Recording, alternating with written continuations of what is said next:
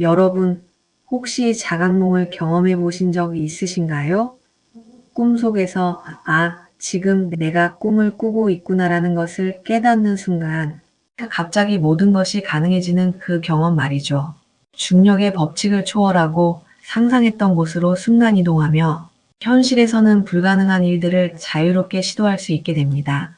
그런데 만약 우리가 깨어있는 삶에서도 이런 자각몽의 마인드셋으로 살아간다면 어떨까요?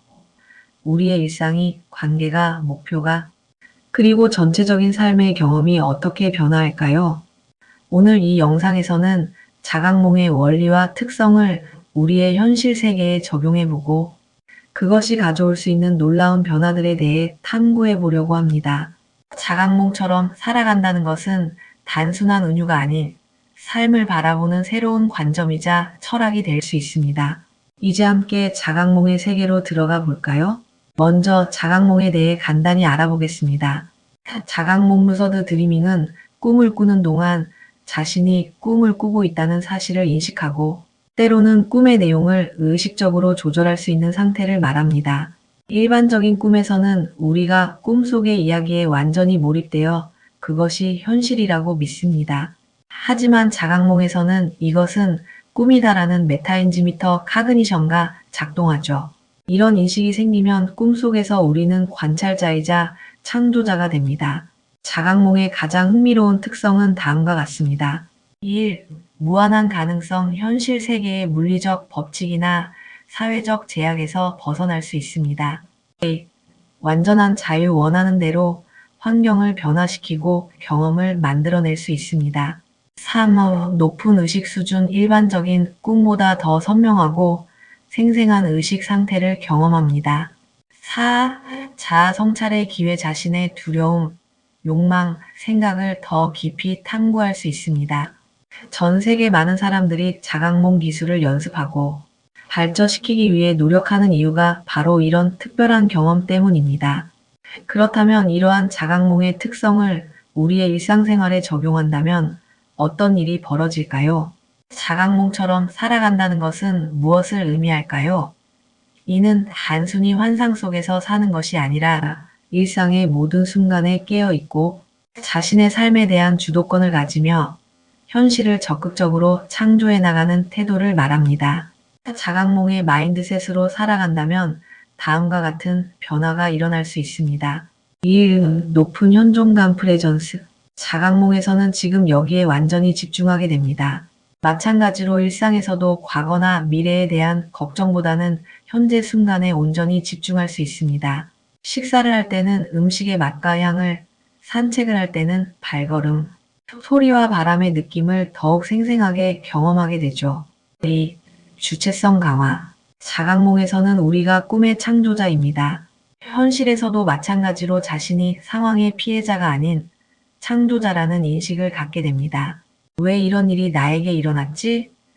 라고 묻는 대신 이 상황에서 내가 무엇을 배우고 창조할 수 있을까? 라고 질문하게 되죠. 3. 경계와 제한의 초월. 자각몽에서는 중력의 법칙조차 초월할 수 있습니다. 현실에서도 우리는 종종 스스로에게 불필요한 제한을 둡니다. 나는 이런 것을 못해. 이건 불가능해라는 생각들 말이죠. 자각몽의 마인드셋으로 살면 이런 자기 제한적 신념을 더 쉽게 인식하고 도전할 수 있습니다. 4. 창의적 문제 해결. 자각몽에서는 상상력의 한계가 없습니다. 현실에서도 문제에 직면했을 때 더 창의적인 해결책을 모색할 수 있게 됩니다. 기존의 틀을 벗어나 다양한 가능성을 탐색하는 능력이 향상되죠. 이처럼 자각몽의 마인드셋은 우리가 현실을 바라보는 방식을 근본적으로 변화시킬 수 있습니다. 그렇다면 이런 마인드셋이 우리 삶의 각 영역에 어떤 영향을 미칠지 더 자세히 살펴볼까요? 인간관계는 우리 삶의 가장 중요한 부분 중 하나입니다. 자각몽처럼 살아간다면 우리의 관계는 어떻게 변화할까요? 깊은 공감과 이해. 자각몽에서는 꿈속 인물들이 사실 자신의 의식의 일부라는 것을 알게 됩니다. 마찬가지로 현실에서도 타인과의 관계에서 상호 연결성을 더 깊이 인식할 수 있습니다. 우리는 모두 연결되어 있다는 진리를 피부로 느끼게 되는 거죠. 이는 더 깊은 공감과 이해로 이어질 수 있습니다. 갈등의 새로운 해석. 자각몽의 관점에서 보면 갈등은 두려움이나 성장의 기회를 나타내는 상징으로 볼 수 있습니다.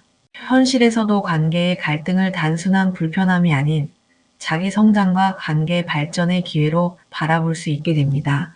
타인의 자유 존중. 자각몽에서 우리가 모든 것을 통제할 수 있다고 해서 현실에서도 그래야 한다는 의미는 아닙니다. 오히려 자각몽의 마인드셋은 우리가 자신의 반응과 행동만 통제할 수 있다는 사실을 깨닫게 해줍니다. 이는 타인의 자율성과 선택을 더 존중하는 태도로 이어질 수 있죠. 더 진실된 소통. 자각몽에서는 우리의 진정한 생각과 감정이 더 선명하게 드러납니다. 마찬가지로 현실에서도 자신의 내면을 더 잘 이해하고 표현할 수 있게 되면서 더 투명하고 진실된 소통이 가능해집니다. 한 가지 예를 들어볼까요? 누군가와 갈등 상황에 처했을 때 대부분의 사람들은 방어적이 되거나 상대방을 탓하는 경향이 있습니다.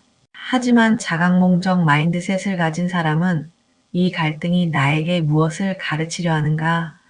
내가 이 상황에서 어떻게 성장할 수 있을까? 라고 질문하며 상황을 다른 관점에서 바라볼 수 있습니다. 자각몽은 창의성의 놀라운 원천입니다. 많은 예술가, 과학자, 발명가들이 꿈에서 영감을 받은 사례가 있죠.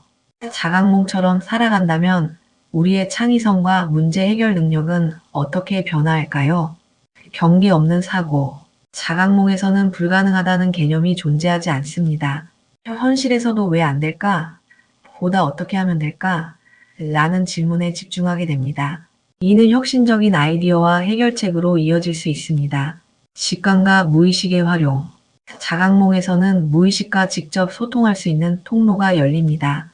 현실에서도 논리적 사고뿐만 아니라 직감과 무의식의 지혜를 더 적극적으로 활용할 수 있게 됩니다. 실패에 대한 새로운 관점.